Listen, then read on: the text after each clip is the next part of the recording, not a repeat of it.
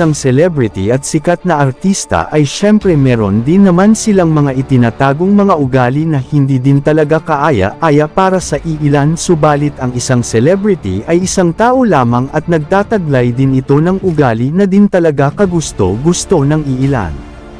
Kagaya nga ng nangyari sa kasambahay ng nasabing primetime queen na si Maria na ayon sa chika ay sobrang strikta talaga ito pagdating sa trabaho at binubusisi ang bawat trabaho ng kanyang kasambahay na minsan nga ay namimisinterpret na rin ng iilang netizens. Pagdating naman sa pagpapasweldo nito sa kanyang mga katulong ay on the date naman ito at wala pang pending na sweldo. Sa trabaho lang talaga ito strikto na kung meron kang ibibilin ay dapat asikasohin mo talaga ito agad-agad.